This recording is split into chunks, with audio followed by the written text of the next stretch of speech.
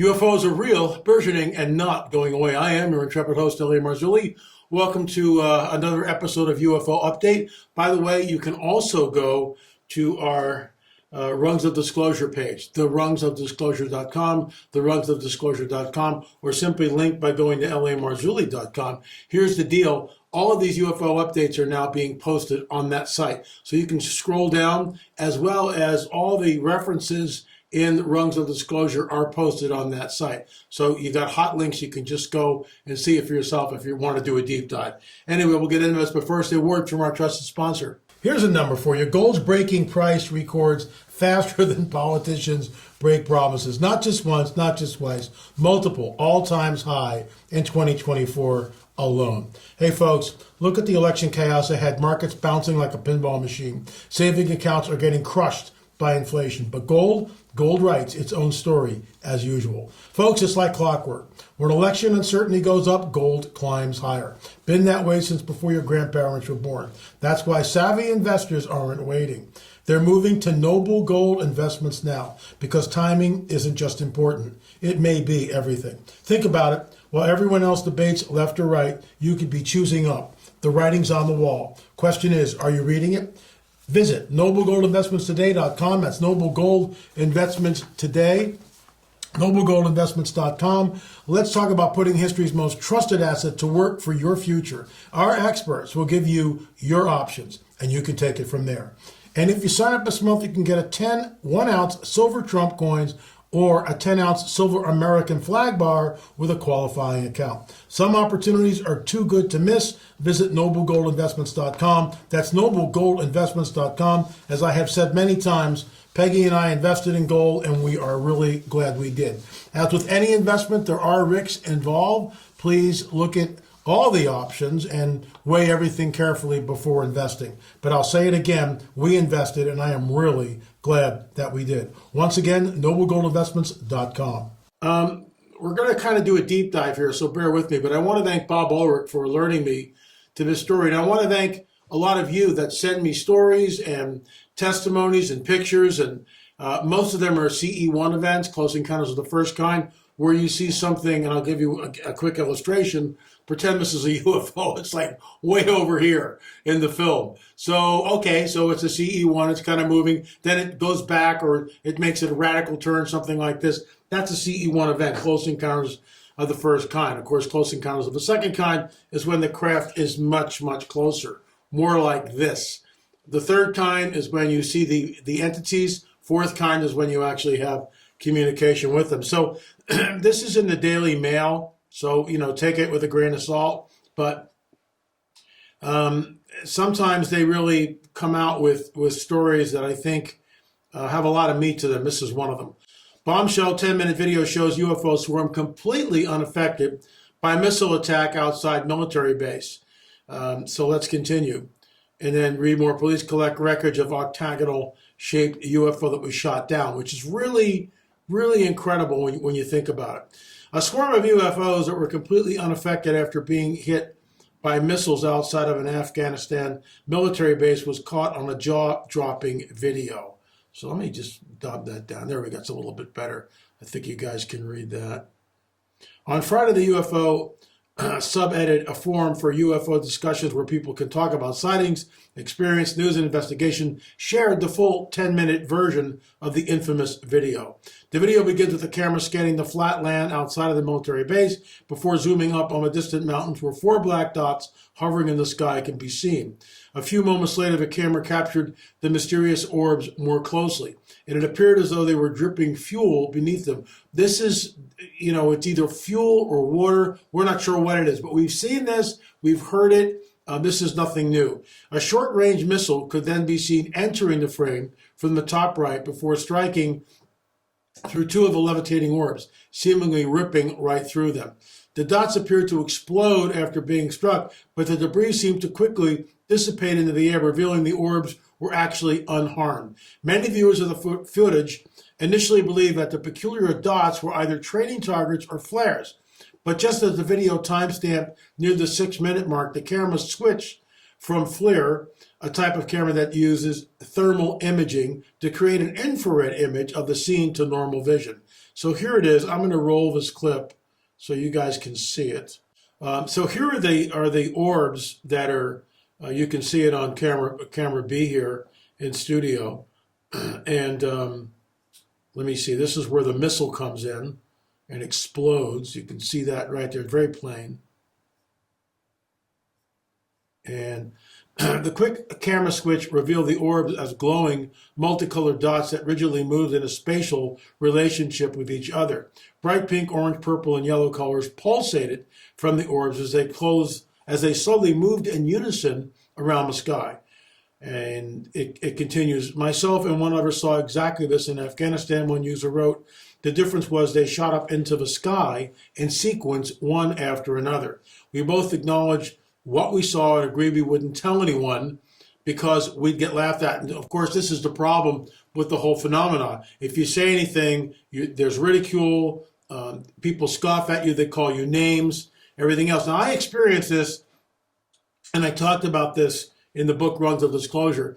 When I was 12 years old, I was at Boy Scout camp, and recently a gentleman has emailed me from the same locale around the same year, and he saw a classic disc in the sky, and we're wondering if it's the same sighting. Now, he wasn't one of the four boys. I was number 4, and I'm walking up this hidden trail with these 3 other guys. The lead guy goes, wow, what's that? The other 2 go, wow, what is that? And I go, where? And they point there. And this is what I saw, and I'll give you an idea. In the sky, about like this, maybe a little smaller, but that gives you an idea at any rate. Okay, classic silver disc, just sitting there, and it sat there for we watched it for maybe 20, 25 seconds, somewhere in that time frame. I was 12 at the time, so right, and but around 20 seconds, I think that's a fair estimate. And this thing shot up straight into the air and was gone like that. We go running back to camp, and most of you have heard me tell the story, but there's a lot of new listeners, so they need to hear it too.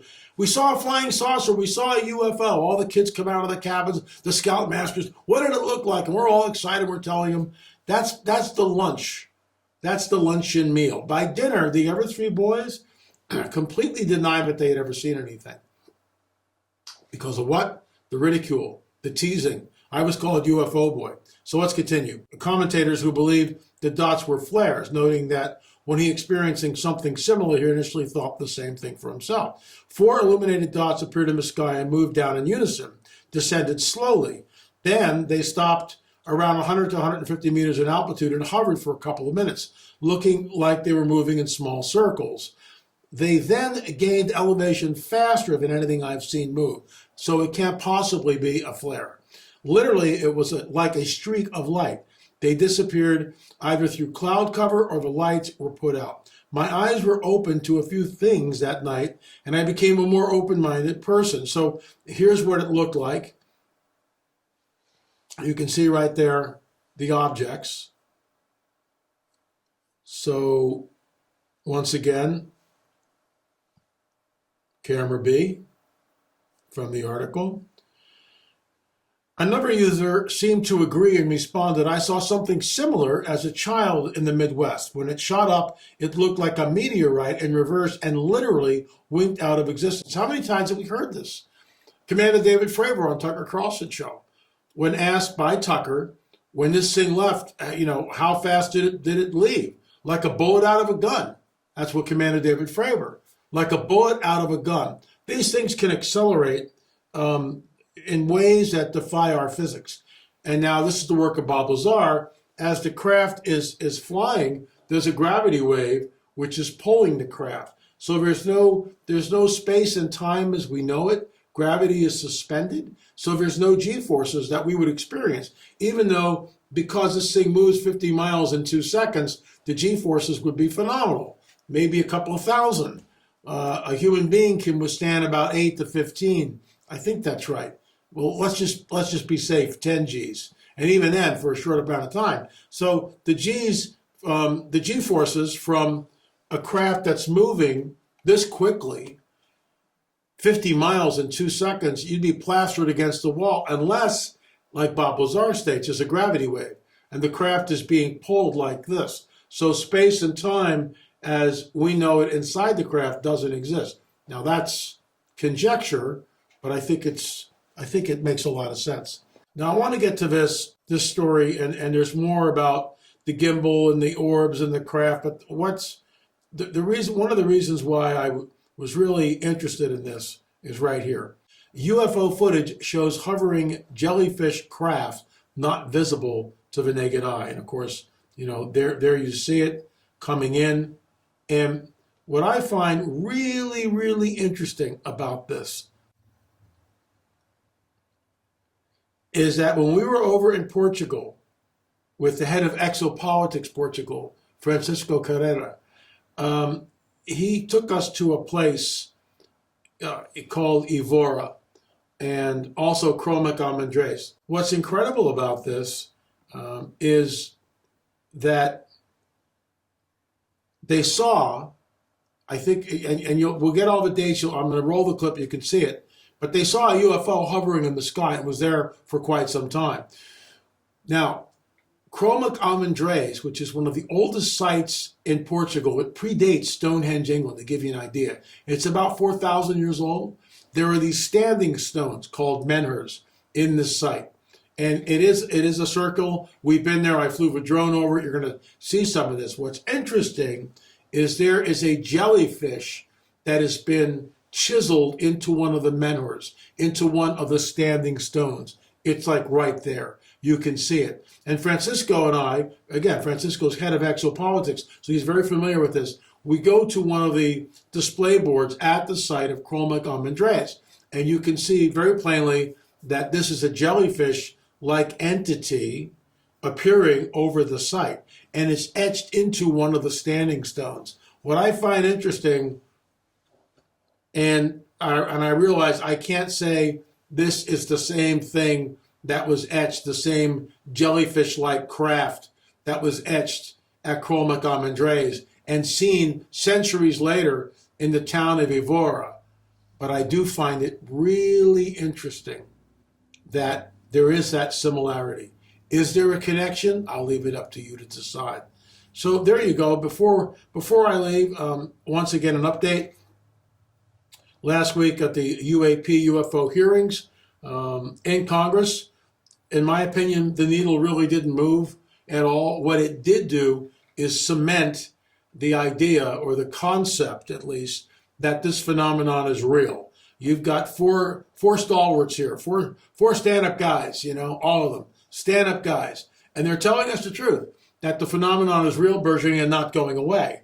And some of the questions were immediately deflected. A lot of the answers, well, we have to meet in a skiff, a secure facility, basically, so we can talk about it then. So the American people still don't know. The bottom line is this: we don't know how much our government really has. We have no idea. So, that's basically it.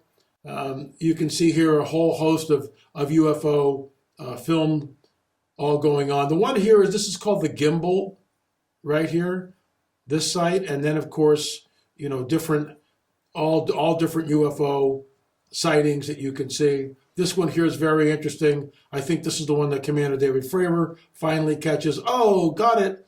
But, the bottom line for me, folks, is this, that the phenomenon is real, burgeoning, and not going away.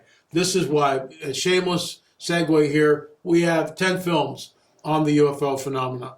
Go to our store, lamarzulli.com. There will be Christmas specials coming up, plus, of course, the book, Rungs of Disclosure. This might be the most important book I've ever written, and there are updates, even though in the table of contents you can see here that we go up to rung number 17, the end game. But this is another rung on the disclosure ladder. And so as they come in, once again, the book is interactive, so I will be updating on our channel, lamarzulli.com, or rungsofdisclosure.com, and you can get updates there. So lamarzulli.com, thank you so much for watching, really appreciate it. And I'm going to roll the clip here, and you can see it for yourself, and I'll sign off after the clip. Here you go.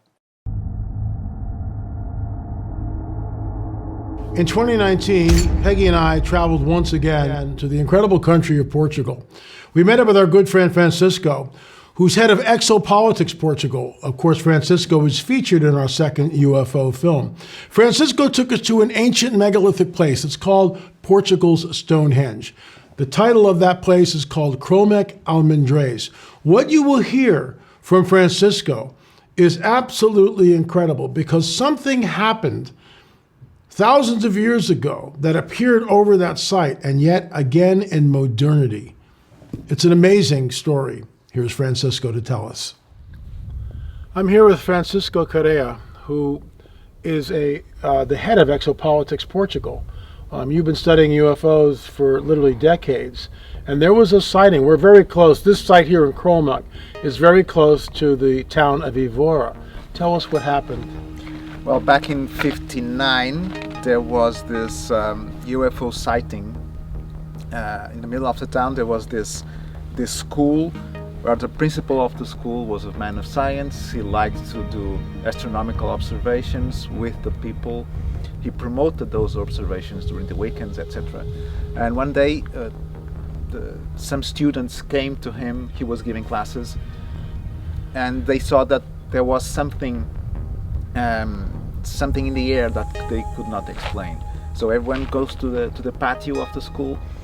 They see a bright light up in the sky. He went to pick up his telescope, a small telescope. He mounted in the patio. So he saw it, the students saw it, all the people, workers at the school saw it. So this object lingered in the sky for a period of time? Yes, he stayed there for some period of time. Half an hour later, wow. This was like at midday. Okay. So 30 minutes later, a bigger object came up. According to the written testimony of this principal, Professor Joaquim Guedes do Amaral, there was this object. It was like a jellyfish. Wow. It looked like it.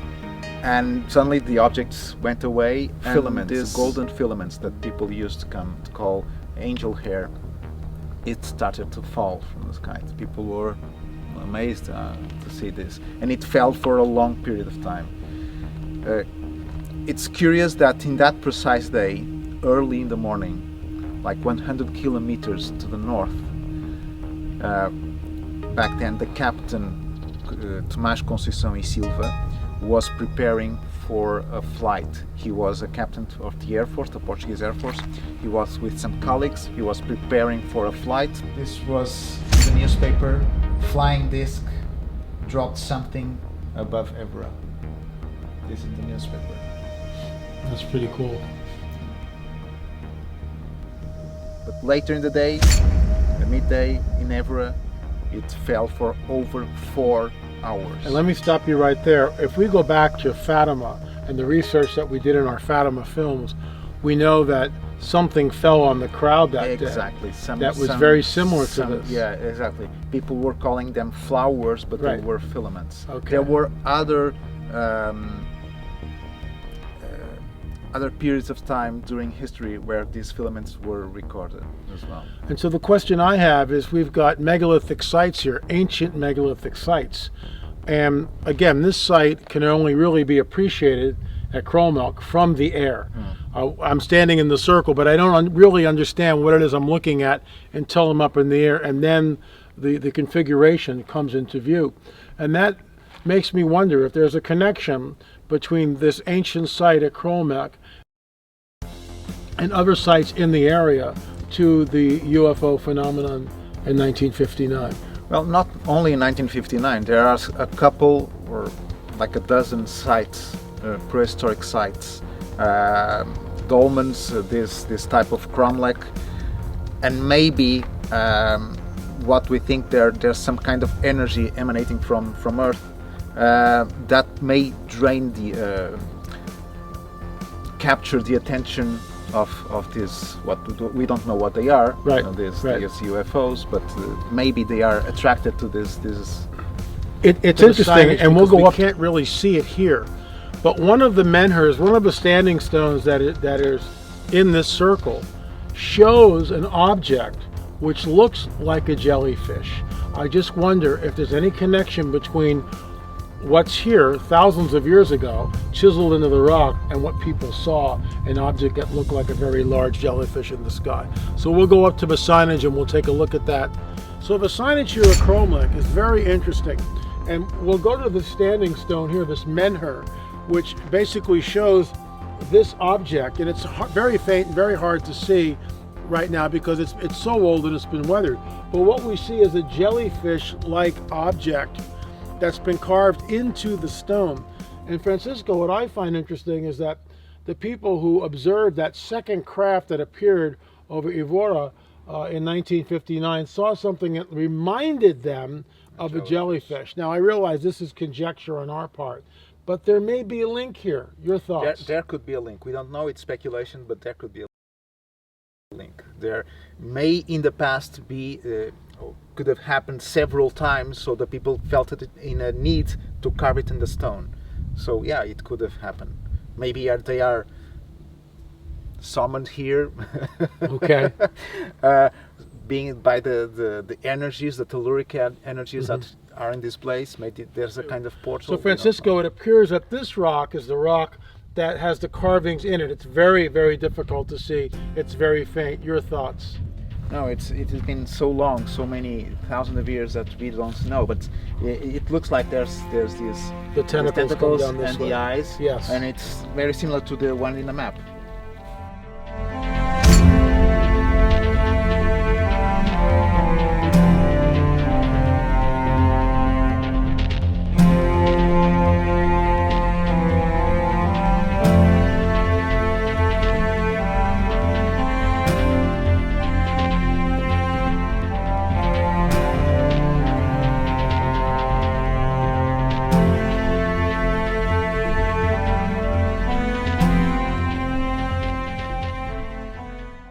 Thanks so much for watching. Again, that clip came from number 3 in our UFO series. I think it's absolutely fascinating that we saw that jellyfish craft etched onto that standing stone, that menhir at Crolmic on Madres in Portugal. Once again, a 4,000-year-old site. And I'll be running with this, by the way, at the conference in Branson, the Prophecy Watchers conference in Branson. I will be talking about this because it's imperative.